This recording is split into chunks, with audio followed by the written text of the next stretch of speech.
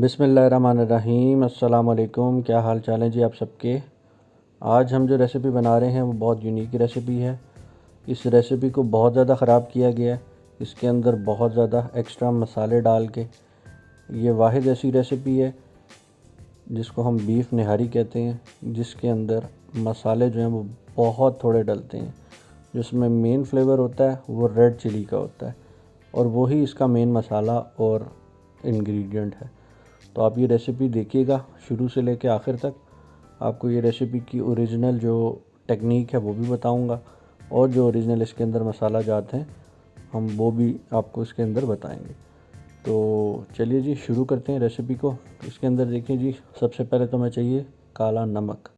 1 tablespoon काला नमक है और 1.5 टेबलस्पून रेड चिली पाउडर है। सौंठ है जी, इसके अंदर मेन इंग्रेडिएंट सौंफ है, हल्दी है और अदरक है और लहसुन है। लहसुन तकरीबन 9 जबें। प्याज आप काट लें फाइनली। प्याज बिल्कुल बारीक काटना है हमने इसके अंदर। गोश्त जो इसके अंदर जाएगा वो जाएगा जी बीफ का, जो इसका होता है रान का गोश्त, मछली का गोश्त, बोंग का गोश्त जिसको हम बोलते हैं। पीसेस आपने इसी तरीके से बड़े बड़े कटवाने हैं, छोटे पीसेस ना कटवाइएगा क्योंकि रात पूरी हम इसको पकाएंगे तो फिर ये ख़राब हो जाता है। तो एक हम पोटली बनाएंगे सबसे पहले जी। पोटली के अंदर हमने जो चीज़ें ऐड की हैं, ये सौंठ है जो खुश्क अदरक है और सौंफ है, ये हम ऐड करेंगे। पोटली को आपने ज़रा ढीला रखना है इस तरीके से क्योंकि ये सौंफ अपना साइज़ बड़ा करती है। आप साइड से काट लें पोटली को अच्छे से और इस तरीके से एक पोटली बना लें। चलिए जी हम शुरू करते हैं अब अपनी रेसिपी को। सबसे पहले प्याज को करेंगे हम फ्राई, और फ्राई करेंगे हम मीडियम फ्लेम पे इसको और लाइट ब्राउन इसका कलर करेंगे। जब इसका कलर इस तरीके से चेंज होना शुरू हो जाएगा तो अब आपने इसके अंदर ऐड कर देना है जी लहसुन और अदरक का पेस्ट। इसको मिक्स करें, मज़ीद चलाएं कोई 5-1 मिनट के लिए। जैसे ये थोड़ा सा ड्राई हो जाए इसका पानी तो इसके अंदर अब आपने बोंग के जो पीसेज हैं वो डाल देने हैं। हड्डी इसमें भी स्टेज पे मत डालिएगा। इसको अब आप फ्राई करें अच्छे तरीके से। थोड़ी देर के लिए आपने इसको ढक्कन भी देना है ताकि अपना गोश्त जो है पानी छोड़े और फिर आपने उस पानी को ड्राई करना है, तो ही इसकी स्मेल ख़त्म होगी। याद रखिएगा इसकी स्मेल हमने ख़त्म करनी है भुनाई के दौरान। इस स्टेज के ऊपर अब हम इसके अंदर ऐड कर देंगे जी वो पोटली जो हमने बनाई थी और इसको अच्छे से करेंगे हम मिक्स। और साथ इसी स्टेज के ऊपर आपने ऐड कर देना जो इसका मेन इंग्रेडिएंट है red chilli powder. Red chilli powder आपने इसी स्टेज पे डालना है और इस स्टेज पे डाल के आपने इसको करना है फ्राई अच्छे से।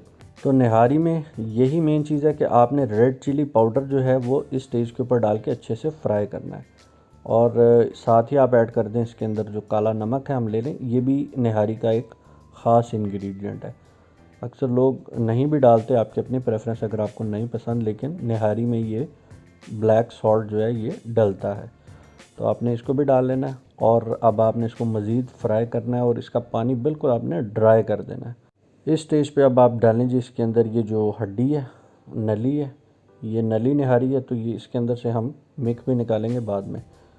आपने इसको डाल के तो साथ ही पानी ऐड कर देना है। पानी आपने ऐड करना है अपनी ज़रूरत के मुताबिक, जितनी आपको इसकी थिकनेस चाहिए होगी उस हिसाब से। आलमोस्ट 6 to 7 लीटर्स मैंने इसके अंदर पानी डाला है। तो इसको अब आप उबाला आने दें। उबाला आने के बाद अब आपने इसको कर देना है कवर और अब आपने इसको पकने देना पूरी रात के लिए। आँच आपने इसकी कर देनी है बिल्कुल दम वाली। और अब अगले दिन देखते हैं। तो अब ये देखें बेहतरीन सा यहाँ पे जो इसका जूस है मीट का और जो बोन है उसका वो निकल आएगा। आपने इसके अंदर से सबसे पहले वो पोटली निकालनी है जो हमने डाली थी भूनते हुए। उसके बाद आपने इसके अंदर से जो नली है, हड्डी है, वो वाला पीस आपने इसके अंदर से निकाल लेना है। ये निकालने के बाद आपने इसके ऊपर से जो ऑयल आया होगा, ये ऑयल जो है बेसिकली ये बोन में से भी निकलता है और जो अपना फ़ैट होता है मीट का वो भी होता है इसके अंदर, और जो हमने ऑयल डाला होता है वो भी। ज़रूरत के मुताबिक इस स्टेज पे आप एंड पे नमक पूरा करने के लिए थोड़ा सा डाल सकते हैं। यहाँ पे हमने ऑल पर्पज़ जो गरम मसाला मैं बनाता हूँ वही ऐड करना है क्योंकि वो तेज़ नहीं है ज़्यादा। तो इस स्टेज के ऊपर आप 2 टीस्पून बस डाल लें। और आप देख रहे हैं गरम मसाला हमने बिल्कुल एंड पे डाला और उसमें भी हमारी 4-5 चीज़ें होती हैं, ज़्यादा चीज़ें नहीं होती। इसको अच्छे से अब हम करेंगे जी मिक्स। और उसके बाद अब हम इसकी फ़ाइनल प्रिपरेशन करने के लिए हमने करना ये कि पानी लेना है। पानी के अंदर हम जी मिक्स करेंगे आटे को, निहारी को ज़रा थिक करने के लिए। आप अपनी कंसिस्टेंसी के मुताबिक ज़्यादा आटा डालना चाहते हैं ज़्यादा डाल लें। मुझे ज़्यादा थिक पसंद नहीं है, तो इस वजह से मैं इसमें आटा कम ही डाल रहा हूँ, तकरीबन 4 से 5 टेबल स्पून। यह आपने एकदम नहीं डालना, ठंडे पानी में डालना है और थोड़ा थोड़ा करके डालना है। इस तरीके से आपका आटा अच्छे से मिक्स हो जाएगा। तो इसको अच्छे से मिक्स करने के बाद ये आप देखें इसकी एक थिक सी पेस्ट बन जाएगी। जब ये पेस्ट बन जाए तो आपने आपका जो सालन है उसको बॉयल आया हुआ है, आपने कंटिन्यूसली जो है वो चूल्हे को ऑन ही रखना है। तो इस स्टेज के ऊपर अब आपने ये जो मिक्स किया हुआ पानी के अंदर आटा है इसको ऐड करना है। थोड़ा थोड़ा करके आप हिलाते जाइएगा ज़रा। तो जैसे आप इसके अंदर इसको ऐड करते जाएंगे तो ये आपकी निहारी थोड़ी थोड़ी थिक होती जाएगी। तो इसको आप जितना थिक करना चाहते हैं उतना इसका आटा डाल लें।